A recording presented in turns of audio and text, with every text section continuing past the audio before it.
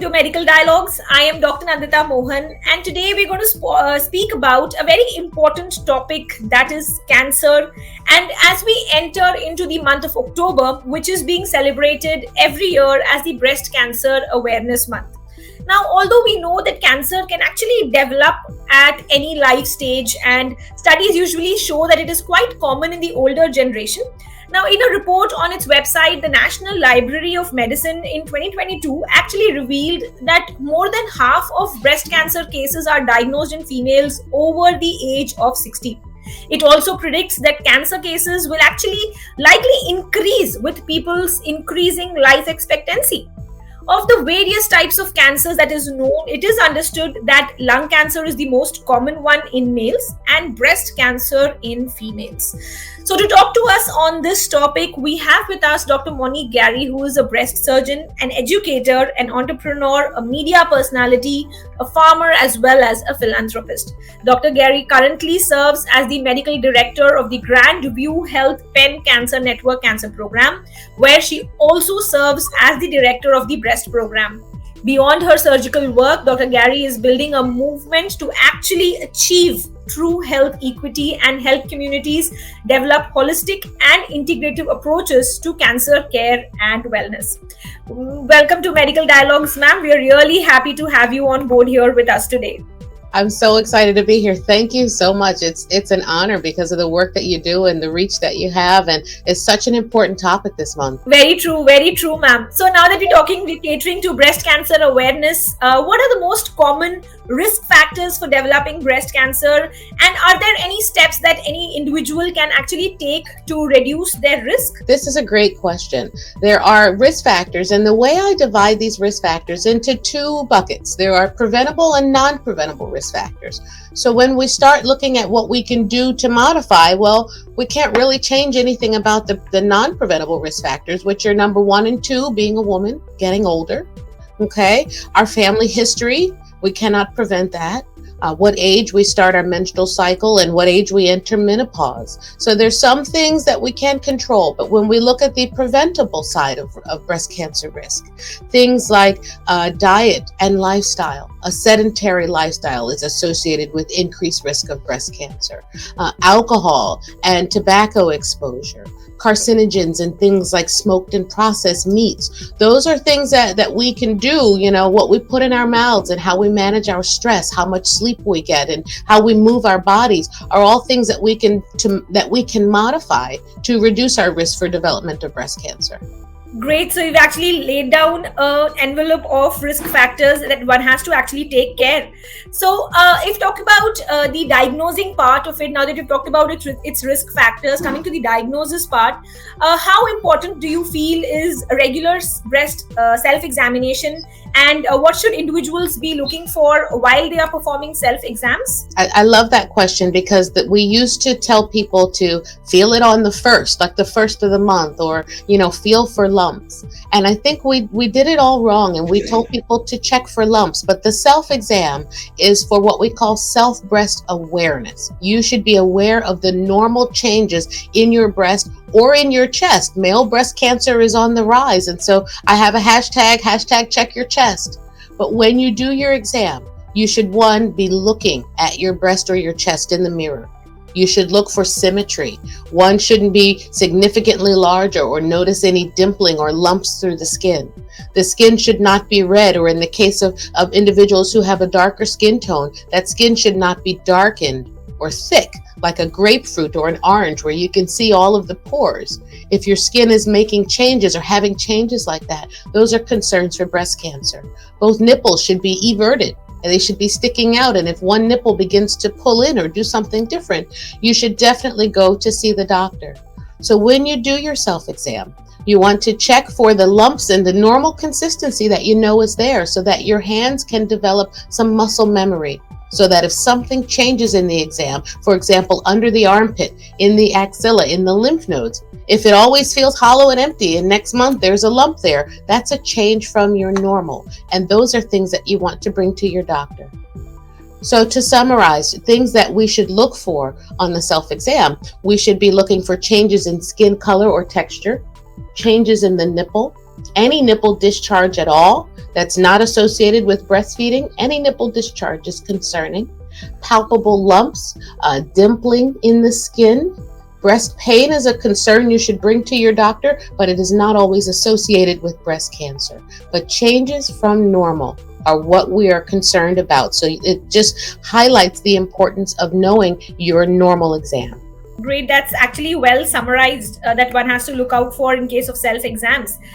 So, what according to you is the recommended age of women to actually start getting regular mammograms, and how frequently should they be done? The guidelines for screening.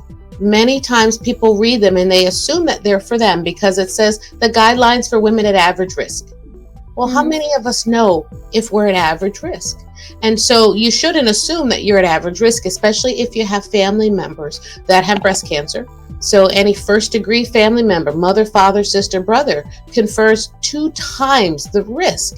And so those people are automatically in a different category. And so when we look at guidelines, and I'm coming in for a landing, I promise. But when we look at guidelines, you have to assume that, one, you have to know that if you are at average risk, this applies to you.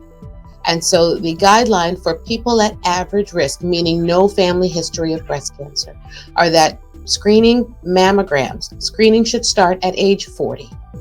And that guideline comes now from U.S. Preventive Task Force. It comes from the National Comprehensive Cancer Network. It comes from the American Society of Breast Surgeons, which is the organization that I belong to. And we see these patients every day. So if you are at average risk, you should start screening at age 40, and you should get a mammogram every single year.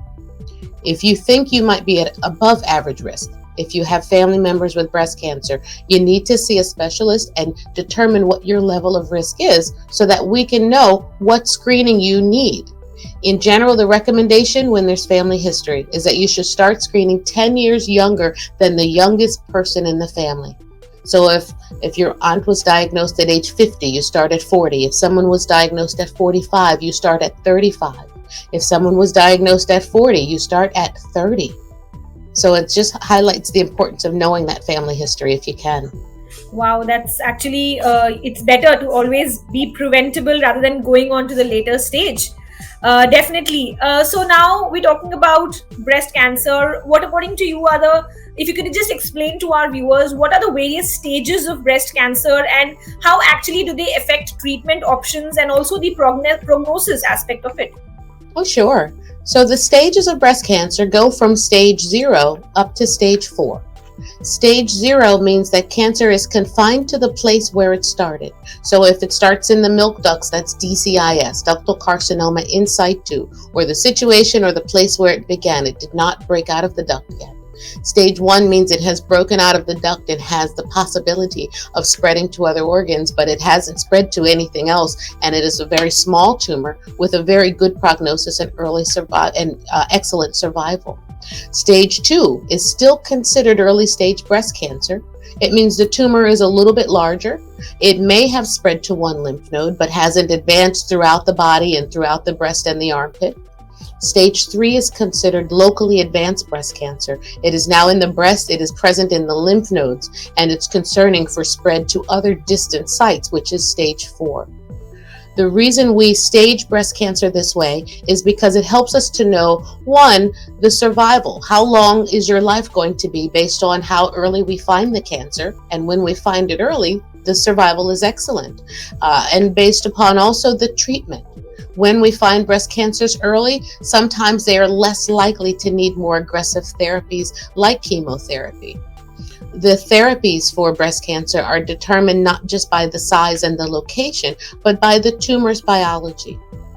So what I mean by that is we look for, on each cancer cell, we look for hormone receptors or stations to receive the signals from the body that tell new cancer cells and more cancer cells to grow. There are 3 hormone receptors. There's one for estrogen, one for progesterone, and a third called HER2. And these tell us what medicines a person might be eligible for based upon what's driving that cancer to grow. So HER2 positive cancers have to get a targeted medicine for that HER2 receptor. And that medicine means chemotherapy and then a targeted monoclonal antibody. So it can be a little bit confusing for patients because many times patients come to see me and they say, but my friend had stage 1 breast cancer and she didn't need chemotherapy. But it's based upon the tumor biology now more than ever. And that's very promising because it means we're trying not to over-treat people who have early stage disease, but it means we can be more targeted in our approach. Yes, that is actually good. If you have a targeted therapy, you get diagnosed at an early stage. You can divide your stages, and then you can treat accordingly, depending upon what stage the patient actually comes in at. So, talking about the screening aspect, the early stage, the medium stage, as well as even the intervention, the later stage. What are the latest advancements in the breast cancer screening, as well as any early detection technologies that you can enlighten us on? Sure. The first and probably biggest advance, to date in breast cancer imaging is 3D mammography, which is called tomosynthesis. And 3D mammograms now use the digital mammography or the X-ray, but it now combines it in a fashion that is able to computer generate a moving picture through the breast. And so when a person goes for their mammogram, they'll be in compression and the machine will rotate around the breast so that we can get a fuller spectrum as opposed to just the two-dimensional top to bottom and side to side view. Now we can see layer by layer by layer by layer. And it's been really important because mammograms are based on density. And so the sensitivity of mammograms to detect densities within densities is a little bit challenged. But when we can go slice by slice, it helps us to be able to see better. So 3D mammograms, in my opinion, are one of the most important and revolutionary technologies to date. However, I think newer non-compression and non-radiation studies are emerging. We certainly use more often ultrasound. Ultrasound uses sound waves. We now have automated ultrasounds where the machine will ultrasound the entire breast without the technician. We utilize MRIs, magnetic resonance. MRIs can show us blood flow into the breast. Other advances include contrast-enhanced mammograms, so we can give dye and contrast and we can begin to combine those modalities as well. Some newer things that have come down the pike, of course, we have our PET scans, which utilize FDG or a sugar compound to look at the uptake and the metabolism of tumors. We can now couple those to label for estrogen receptors. So there are lots of new advances, and even more exciting on the horizon. I'll tell you, in early detection, we're beginning to utilize technologies like elastography, where we can now look at the stiffness of the breast tissue instead of the density. We can tell stiff breast, dense breast masses are going to give more pushback on the tissues. So there's lots of exciting things coming down the pike, which is important because, mammograms have been around since the 1960s. And in this day and age, we should be able to utilize technology to have better early screening modalities and more options for patients.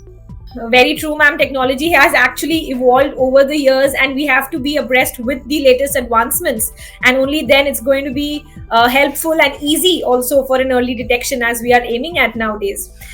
So now talking about a little bit in detail about the screening aspect, what according to you will be the role of genetic testing and counseling for breast cancer risk assessment? I think that this is one of the most exciting areas to talk about.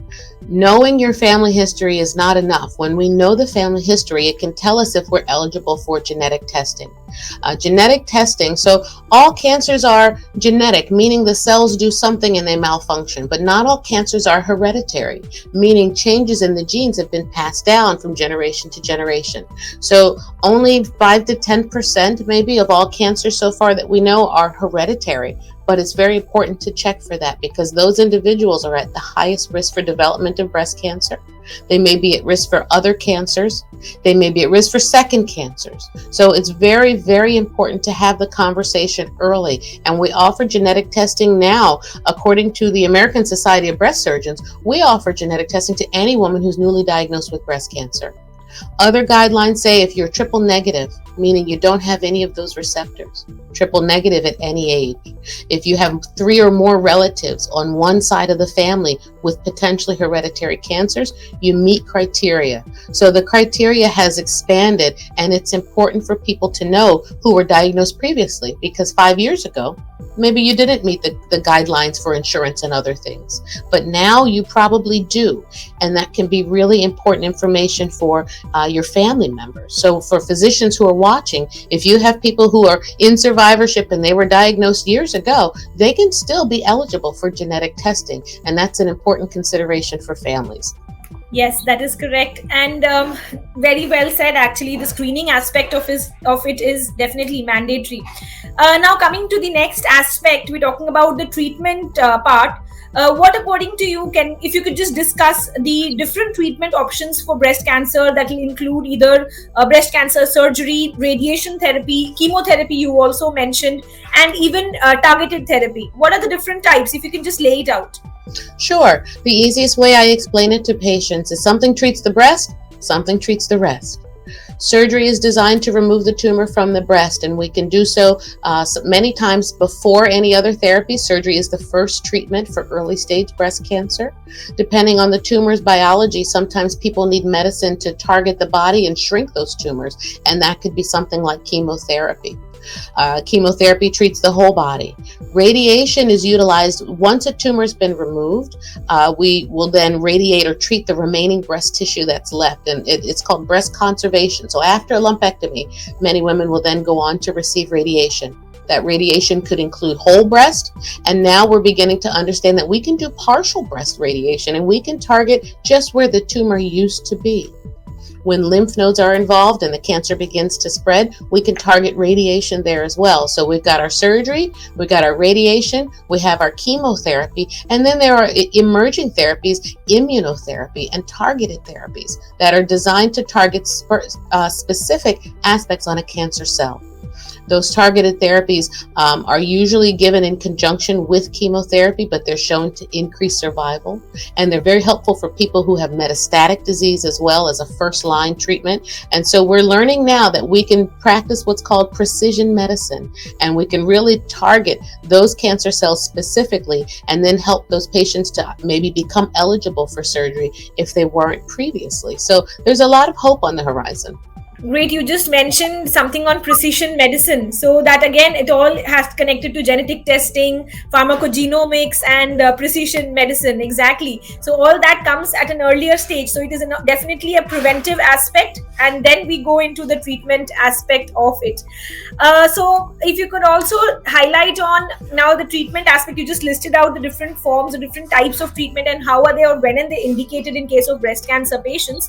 What are the potential side effects and the long-term impacts of breast cancer treatments, and if you could just highlight on how all these can be managed. This is maybe this is my favorite question of our interview because we need to talk more about the side effects of what we do. We talk in terms of the survival, in terms of the prognosis, but all of the treatments that we do affect patients in many different ways. And so I look at it as a very sort of continuous longitudinal discussion where I talk with my patients about the side effects of surgery. The side effects could include things like scarring, could include things like pain, short-term and maybe consequences later on. You could have some long-term pain and ways to begin to work on those things through physical therapy. And we incorporate the physical therapist early now so that we can prevent post-op pain and scar retraction so that women can lift their arms and move their shoulders. And it's a really important part of the dialogue. When we talk about radiation, many times people understand that radiation can cause some skin changes and some darkening, but it can also cause some retraction and some pain along the muscle and shooting pains. And so we look at ways to reduce the toxicity of radiation, whether it's by laying the patient on their stomach and doing the radiation from underneath, or by incorporating physical therapist early, by having patients hold their breath. And so there's ways that we're trying to reduce the toxicities of things like radiation, and fatigue is a big part of the conversation that we need to be having with patients. Chemotherapy, of course, targets the fastest growing cells. That means hair loss, it means GI issues, it means anemia. And so all of these things they come with side effects as well. So we spend a lot of time talking about, how to improve those side effects so that you can have a good quality of life. And many of my patients are working during their chemotherapy. They're able to take their children to the zoo and other places. They're able to participate in their normal activities, but they have to make time for rest because the medicines will make you feel a little bit nauseous sometimes. Usually not a lot of vomiting, but sometimes some nausea, sometimes some chills. For anyone who's had flu or COVID, those types of feelings are now what chemotherapy is beginning to sort of feel like as a side effect. So when people know what to expect, they can anticipate it and they can get through it. But it's the fear of not knowing what to expect that creates a lot of reluctance to even go for these aggressive therapies. So we have to be really upfront with patients about the fact that there will be side effects, but they're manageable side effects, and we can manage them as a multidisciplinary team. We can manage them with diet and rest and use all of the modalities together to help get through treatment. That's well quoted. Definitely, it is always better to be managed. Yes, there will be potential side effects, but the best part is that it can be managed as well. So concisely, if you could just summarize any key takeaway message that you would want to give out on this occasion as we are addressing Breast Cancer Awareness Month, anything that you would want to say out? So for clinicians who are watching, there are a few things to remember. One, you should start screening at age 40 for people at average risk, and they should get mammograms every year. Two, people should know their family history, and as clinicians, we can start screening for that and maybe test people earlier for genetic mutations and also for high risk, because if you're at high risk, you should get imaging twice a year, mammogram and MRI every 6 months. And so it's important to identify the people who are high risk by asking about that family history. When a person is diagnosed, there's more than just a tumor. There is a whole ecosystem and a family and a community that's involved. And we have to make sure we involve that family and surround them with support. And then we have to ask about the latest treatment options. Genomic testing of the tumor to get to precision medicine is what we should strive for. And if you have patients who are undergoing therapy, those are questions they can ask their oncologist. Lastly, we need to make sure that we help people understand the side effects, the potential side effects of therapy, and give them a team to support them through that. And this is what improves survival. This is what improves people's outcomes after therapies and helps them to live a better quality of life after a cancer diagnosis. Great. That was a wonderful piece of advice for the healthcare professionals as well as patients. Thank you so much, Dr. Gary, for joining us today at Medical Dialogues, and thank you for providing all your valuable insights. This has been a joy. I look forward to the next time we can have this conversation. Thank you for all of the work that you are doing in this space and educating so many and reaching so many. Take care. Take care. Have a great day. You too. Never miss a medical update from Medical Dialogues. Like, subscribe, and press the bell icon.